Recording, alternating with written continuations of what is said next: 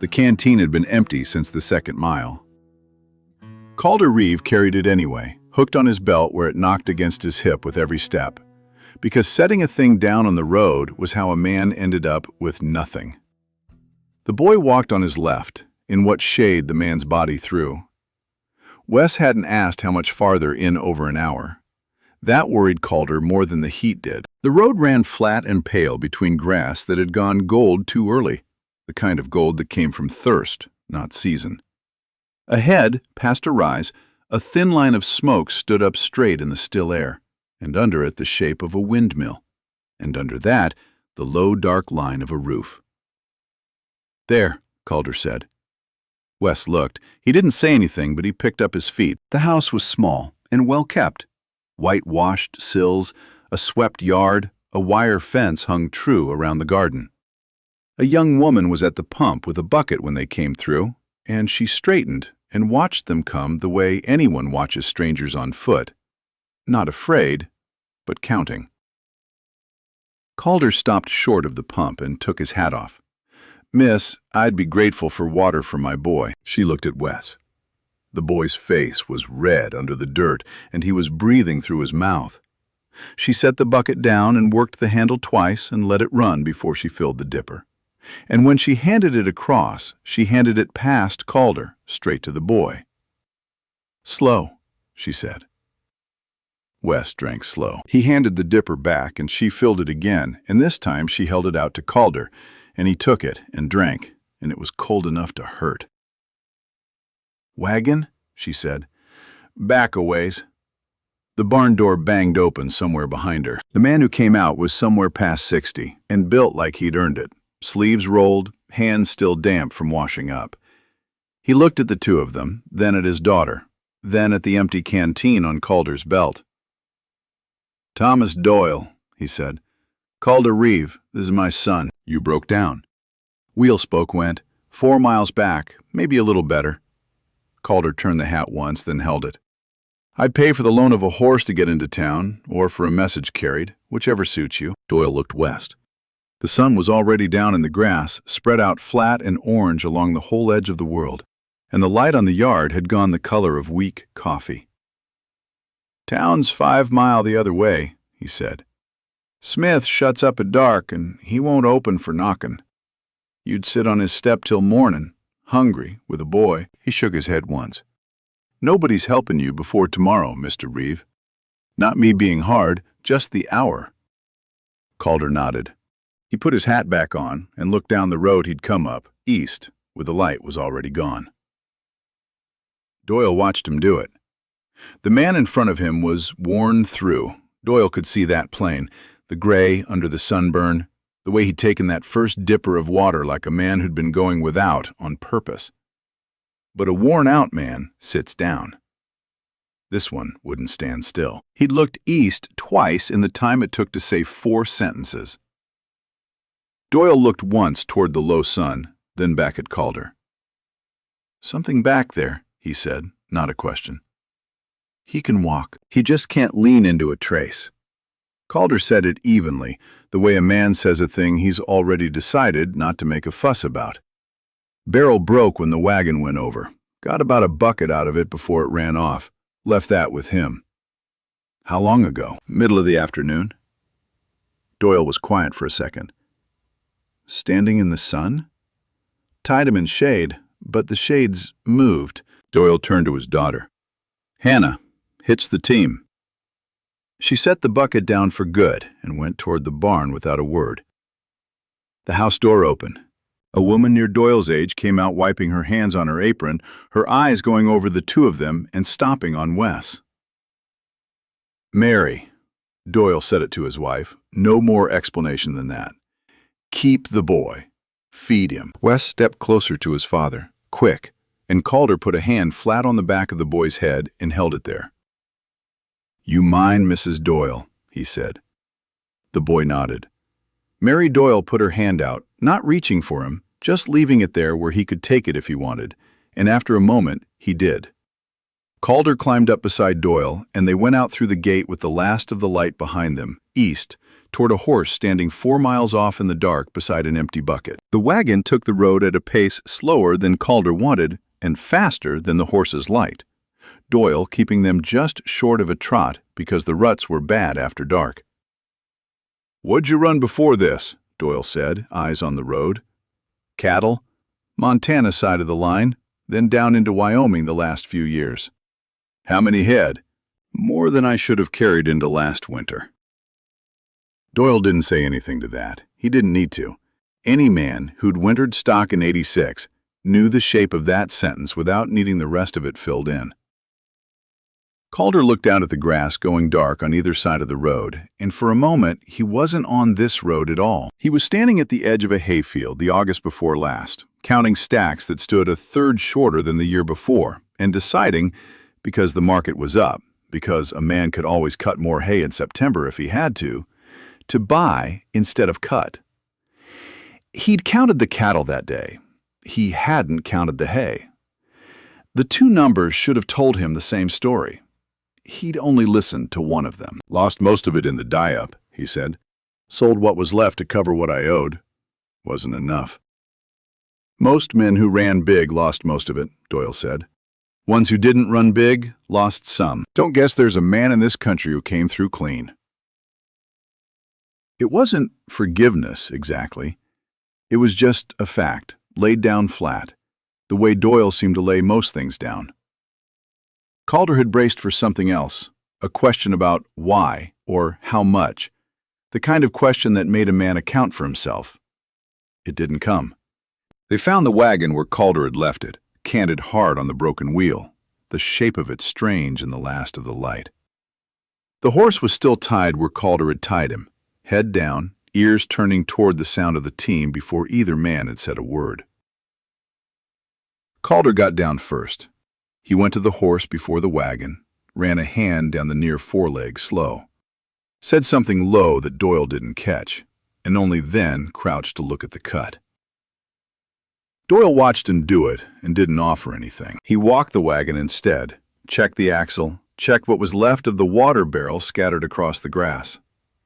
When he came back, Calder had the horse's leg wrapped again, tighter than it had been, using a strip torn from his own shirt. "He'll do," Calder said. "Slow, but he'll do." They loaded what could be carried, the trunk, the tools, what food hadn't spoiled, onto Doyle's wagon and left the broken one where it stood. Doyle took the reins. Calder walked alongside the horse the whole 4 miles back, a hand on the halter rope, matching the animal's pace instead of the wagon's. It was full dark by the time they got the horse settled in a stall Doyle wasn't using. The leg wrapped again properly was something out of Doyle's own kit. Wes was asleep by then, curled on a cot Mary had made up near the stove. Mary had kept plates warm. The four of them ate late, Calder, Doyle, Mary, with Hannah moving between the stove and the table, close enough to hear most of it. Calder didn't tell it as a story. He laid it out the way he'd laid out the leg wound and the water barrel, plainly, in order, without asking for anything back. The ranch, the winter, what was owed and what wasn't there to pay it. His wife, 2 years gone before any of that, from a fever that had nothing to do with cattle or snow, which he said in one sentence and didn't return to. He and the boy were headed north, toward a cousin who might have work, though he said it in a way that made clear he wasn't counting on the cousin for much. Mary and Doyle didn't look at each other while he talked. They didn't need to. Whatever they'd decide had mostly been decided already, standing at the pump with an empty canteen on a stranger's belt and a boy too tired to ask questions. "Are we walking again tomorrow?" Wes had asked, back on the road, hours before any of this. The only time the whole trip he'd asked it outright, in a voice too tired to be anything but honest. Calder hadn't had an answer for him then. He thought of that now, watching the boy sleep by the stove, and didn't say anything about it to Mary or Doyle. "You'll want the hayloft or the tool shed tonight," Doyle said when the plates were cleared. "Loft's warmer. Shed's got a door that shuts." "Shed's fine. Loft's warmer," Doyle said again, and that settled it. Rain came before daylight, steady against the shed roof until Calder woke to the sound of it and lay there a moment, working out where he was. By the time he'd walked to the house, Doyle was already at the window with a cup of coffee, watching the yard turn to mud. "Not going to town in this," Doyle said. "Road out east will be worse than the one you walked in on." "No, horse isn't ready to pull regardless." Calder didn't answer that one. He was looking past Doyle, out at the barn, at the shape of it in the gray light. Low roof, no windbreak worth the name on the north side. The kind of building put up fast a long time ago and never looked at twice since. Doyle followed his eyes. "Something wrong with my barn, Mr. Reeve?" Didn't say that. Didn't have to. Neither of them said anything else about it, but Calder was still looking at the barn when Wes came down rubbing his eyes, and he was still thinking about it an hour later, when the rain hadn't let up and there was nothing else for a man to do with his hands. Nobody asked him to fix the barn. That was the part Doyle would think about later. How Calder didn't ask permission, just went out into the rain with a shovel over his shoulder like a man reporting for a job he'd already been given. He started with the north wall. The barn had 4 sides closed up tight, which had always seemed like the sensible way to keep weather out, and Calder stood in the doorway a while just breathing it in, the sour, damp smell of straw that never fully dried, the air hanging heavy instead of moving, the way a room gets when nothing that lives in it ever gets a clean breath.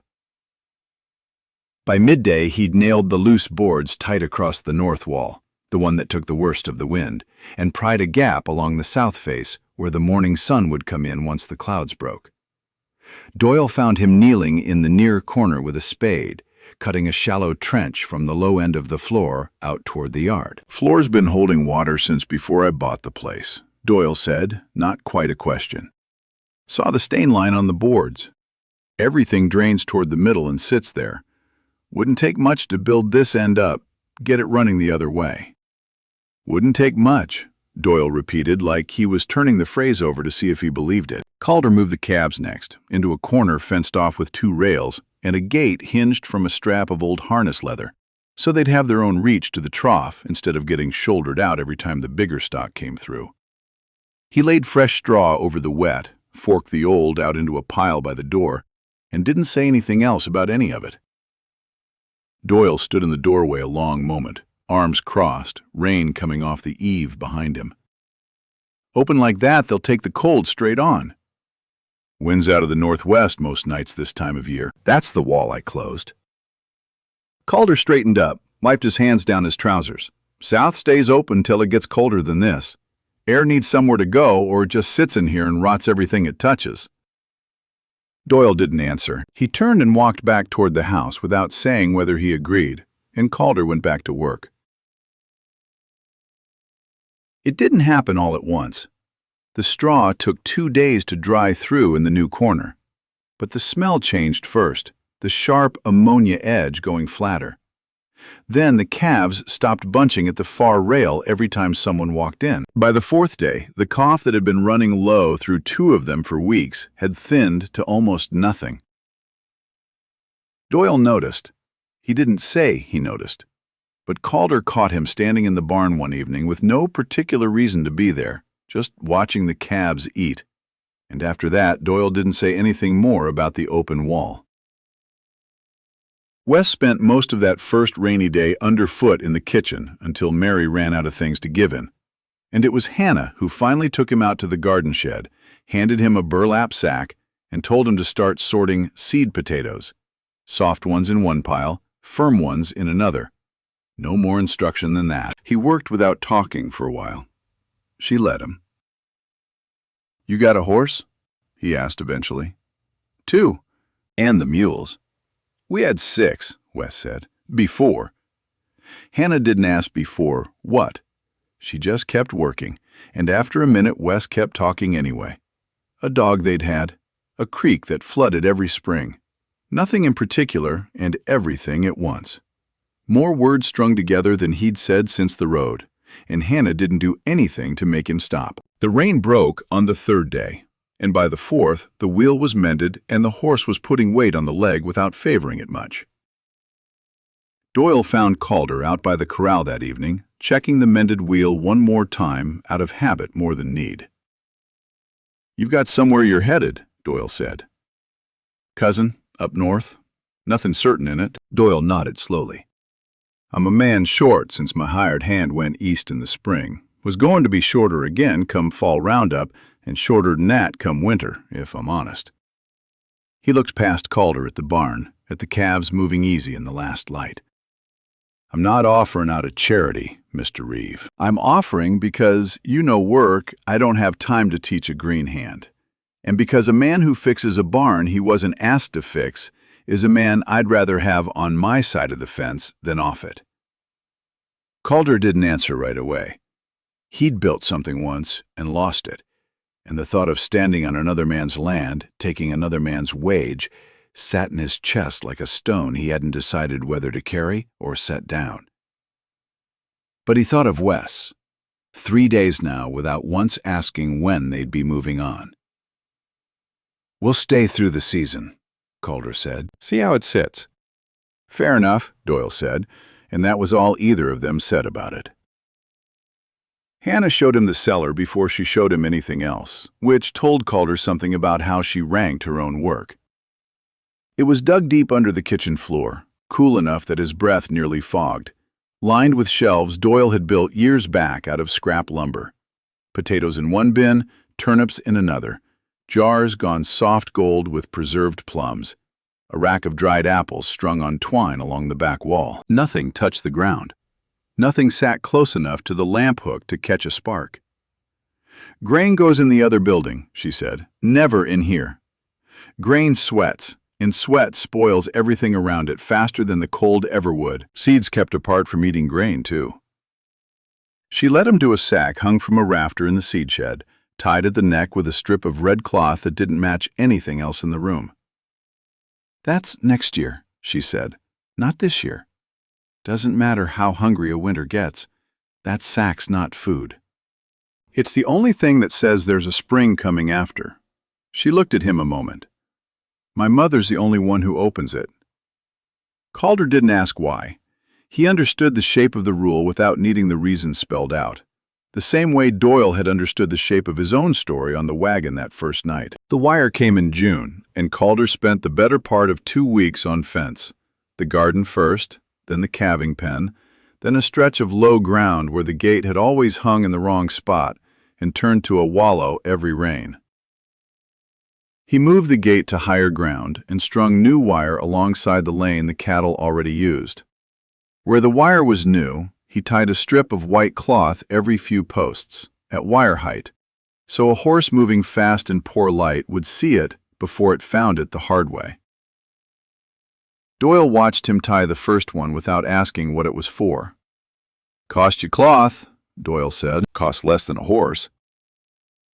Doyle didn't argue that. He tore up a shirt himself, and by week's end, there wasn't a new run of wire on the place without cloth on it. The lightning came dry, no rain behind it, and by the time anyone saw the smoke, it was already moving across the western section faster than a man could outrun on foot. Nobody panicked. That was the thing Calder noticed even as he ran for the plow horses. Nobody panicked, because the brakes had been cut back in July, a strip of bare turned earth circling the house, the barn, the hay. He'd argued for it when the ground was still soft enough to work easy, and Doyle had grumbled the whole week about the wasted acreage. They pushed the herd onto ground already cut low for hay, nothing left on it to burn, and worked the rest with wet sacks and shovels until it came close enough to scorch the barn roof at one edge. It didn't take the barn. By the next morning, 3 other places in the valley had lost hay they couldn't replace before winter. Doyle's place hadn't lost a stack. The neighbor 2 sections over, a man named Corwin, who'd lost most of a summer's cutting in an hour, came by that week asking to borrow labor to get his own fences mended before frost. Doyle sent Calder over without being asked twice. 3 days' work traded for the use of Corwin's horse-drawn mower come next haying season. "That's how it goes out here," Doyle said. Nobody keeps a place running alone. It was a few weeks after the fire when Doyle made the wrong call, and Calder let him make it. There was a cow, old, past good use, one of the first Doyle had ever bought when he started the place, though he'd never said that part out loud to Calder. When the culling talk came up in passing, Doyle waved it off. "She stays," he said, and nothing more, and Calder didn't push it. It wasn't his herd. It wasn't his place to spin the argument on a cow that wasn't costing anything yet. Within the week, she wasn't holding flesh the way the rest of the herd was, and when the first cold snap came early, she went down in the corral and didn't get up on her own. They got her up. She lived. But she'd cost 3 days of extra feed and worry. Doyle stood at the rail afterward, looking at her. "Should have sold her in the spring," he said. It wasn't a question. He was quiet a moment longer. "Show me those numbers again," he said. "The hay ones, what you keep in the book." That was the first time he'd asked to see it himself, not until that morning at the rail with the old cow still favoring her legs behind him. The real argument came a few weeks later, when the herd count had to be settled before first snow, and this time it wasn't Doyle's call to make alone. 3 should go before winter, Calder said. "The cow that hasn't calved in 3 seasons. The old one with the bad teeth. She's not getting the good out of anything she eats anymore. And the late calf, the small one. She's not going to make hard cold." "That calf's mine," Hannah said. She'd raised it on a bottle after its mother wouldn't take it, up before dawn for 6 weeks. "She's not the biggest, but she's not weak. She's small for the season, and she'll cost 2 healthy calves' worth of hay keeping her alive. That's not an opinion. That's what's in the book. She's not a number." "No," Calder said, "but the hay is." Nobody raised their voice.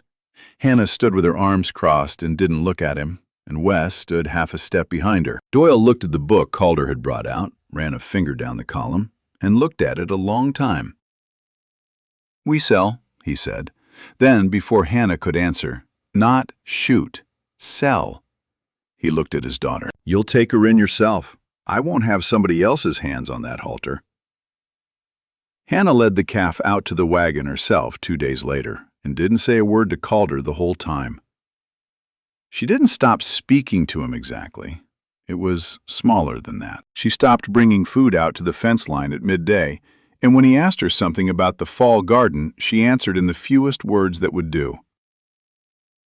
He found the bottle she'd raised the calf on, still hanging on a nail in the barn a week later, and he didn't move it, and he didn't say anything about it. He'd known exactly what that calf cost in hay. He hadn't known, until he saw the bottle still hanging there, what it had cost her. The strangers came through with their herd 2 weeks after that. A small outfit, cattle that had come up from somewhere south, the man who did the talking vague about exactly where. He asked to hold the herd on Doyle's grass overnight. Calder was the one who said no to sharing ground. "Keep them on the far side, past the coulee," he told the man. "There's water enough there without crossing our stock's ground." When the man pushed a little, called it an unfriendly welcome for tired travelers, Calder didn't argue the point or explain himself past what he'd already said. He walked the visiting herd's edge once, parted the hair along one cow's flank. Ticks, thick along the skin, more than he liked the look of. He didn't say what that meant because he didn't rightly know. Men blamed the fever on weather, on bad water, on the grass itself, on cattle come up from the south, and no 2 of them agreed on which of it was true. What he knew was simpler than any of that, plain enough not to need explaining.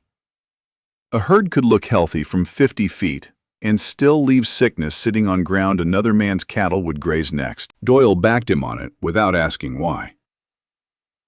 Word came through 2 weeks later that a place 3 sections over, one that had let the same herd share its bottom pasture, had a few cattle going off their feed and running fever, a couple down and not getting back up. Nobody could say for certain it was the same herd that did it. Nobody in the valley agreed on much of anything when it came to explaining it. People talked about it at the store for a while, and then talked about something else. Doyle didn't say anything to Calder about being right. He just started asking Calder's opinion before he decided things, instead of after. The ledger kept filling through the fall. Rain, hay cut, calving dates, the depth of the well checked weekly whether it had moved or not. Calder taught Doyle to keep it too, evenings at the table with the lamp burning low. It wasn't good for much on any single day. One evening, Calder went back through what Doyle already had on hand: feed bills, receipts from the co-op, the tally from each fall's sale, and laid 3 years of them side by side. The hay had run out 2 weeks earlier each season than the one before it, plain as the date at the top of each page, and nobody had said so out loud until it sat there in ink. Wes named the chickens that fall, one by one, which Mary said was a mistake because a man oughtn't name something he might have to eat, though she said it without much conviction. He hid a fistful of seed under his pillow one week, not to eat. Calder found it while turning the mattress and understood at once it wasn't food he was hiding. It was a start. He didn't say anything about it. He found a tobacco tin in the tool shed, emptied it, wiped it clean, and set it on the boy's cot without a word. The next morning, the seed was gone from under the pillow. The tin was on the shelf by his bed, and it stayed there.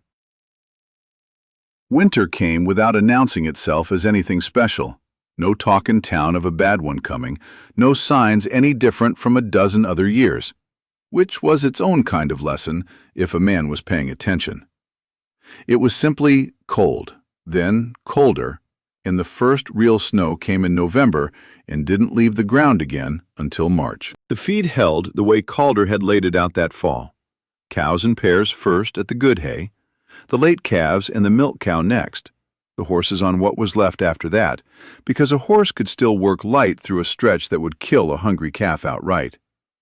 Calder walked the path from the barn to the haystack every morning before first light, kicking back what drift had come in overnight, because a path that filled in by noon was a path nobody could find by dark. The blizzard hit in January, 2 days of it. The road to town shut for the better part of a week after. When it broke, a handful of cattle had drifted off Doyle's own ground with the wind, and everyone in the valley who could sit a horse spent 2 days riding fence lines and coulees looking for stock that wasn't theirs to lose. It was toward the end of that same week that Corwin's cattle showed up along the fence of the reserve pasture. The ground Doyle had held back all fall on purpose, cut short and kept close for exactly this kind of stretch. The last hay standing between his own herd and a bad end of winter. 6 head, maybe 7, thin and worn down from days loose in the cold, standing at the wire like they knew there was something on the other side of it. Doyle stood at the fence a long while without saying anything. "Not enough feed in that pasture to carry them and ours both," Calder said. "Not through what's left of the season." "No," Doyle said, "there isn't." Neither of them said the rest of it out loud. That turning them away wasn't nothing either, not with the cold sitting the way it was. "Take the worst off," Calder said finally. 2, maybe 3. The ones carrying calves, the thinnest. Keep them separate on what we can spare from the regular stack. Rest goes to the low pasture where the snow's thinner. And Corwin pays it back how? Hay next cutting, or labor. Doesn't seem right to let his cattle die on our doorstep over it. Doyle nodded once and went to open the gate himself. Hannah had come to help move the herd, same as everyone did when stock was loose in the cold, and she was there when Calder picked out the 2 thinnest cows carrying calves to carry through on what little they had to spare. Animals that weren't his, weren't Doyle's, weren't ever going to be.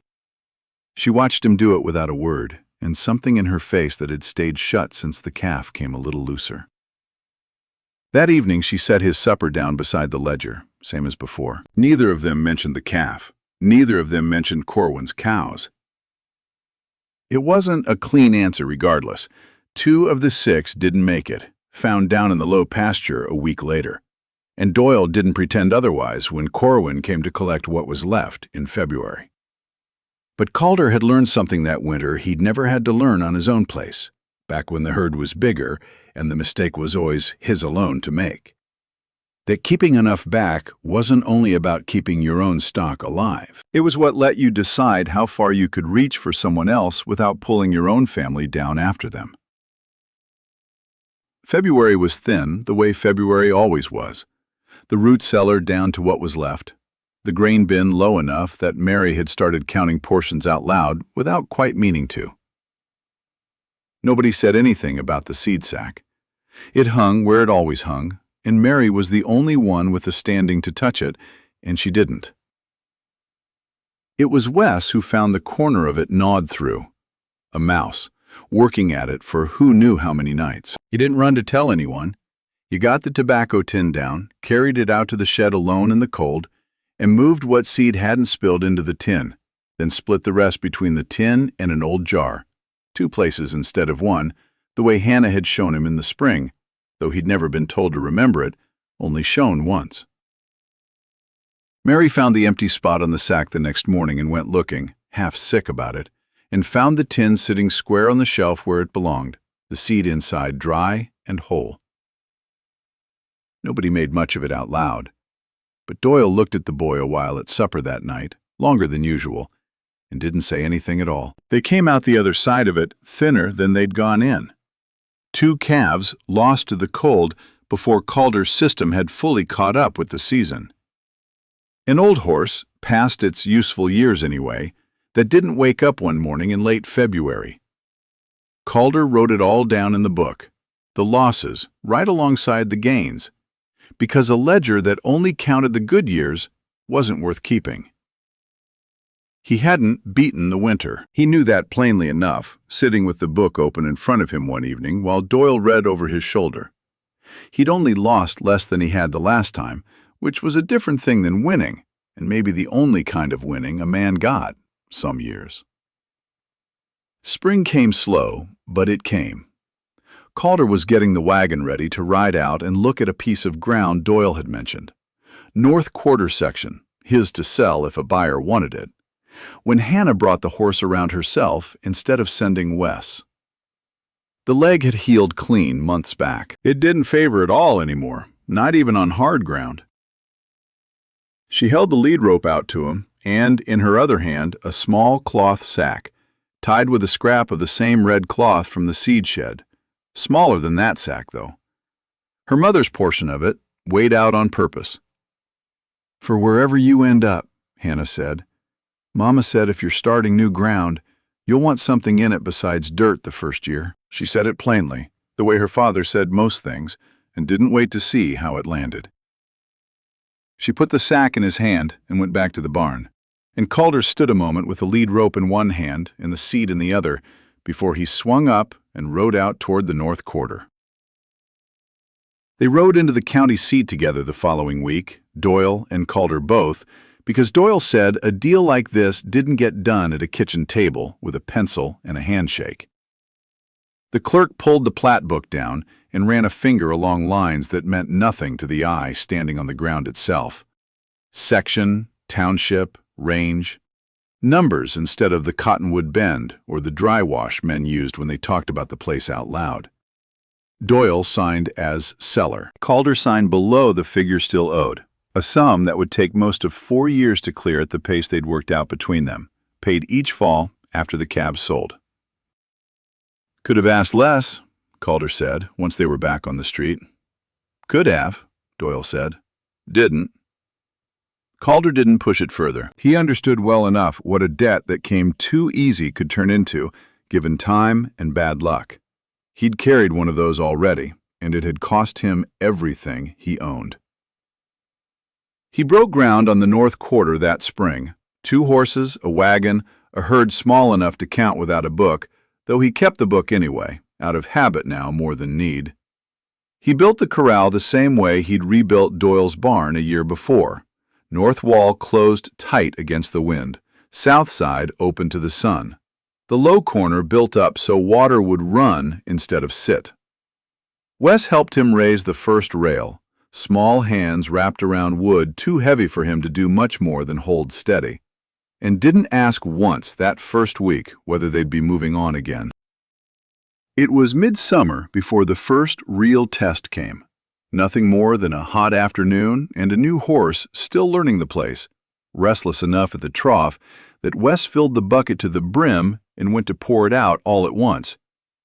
Calder caught the edge before it tipped, eased half back into the barrel without a word, and Wes stood there a second, working out why, then filled the next bucket only half full himself. Hannah came by that August with dinner wrapped in a cloth, same as she had a dozen times that summer, walking over from her father's place across the low ground that separated the two quarters now. She didn't knock. She never had, not since the second or third time, when Calder had come to the door to find her already halfway into the kitchen, setting things out on the table like she'd done it before. And he'd learned not to make anything of it. They ate at the table Calder had built himself out of scrap the winter before, the three of them, Wes talking more than either adult managed to get a word in around.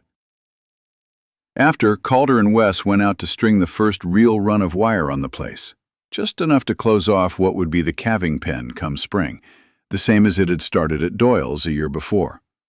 Wes held the spool. Calder set the posts, stretched the wire taut, and at the third post stopped, cut a strip from an old shirt gone too thin for anything else, and tied it at wire height, the way he'd tied 100 strips on someone else's fence not long before. The new horse, the one Wes had nearly drowned at the trough that summer, wandered close to the fence line as the light went down, nose low, testing the ground the way young stock did in unfamiliar country. He came up on the wire slow, caught the white cloth moving faint in the last of the wind, and slowed himself before he ever reached it, stepping wide around the post the way an animal does when something has taught it once to be careful. Calder watched him do it and didn't say anything. There wasn't anything that needed saying. Wes watched too, quiet, the way he'd learned to watch most things worth learning on this place, not asked to, just standing close enough to see how it was done.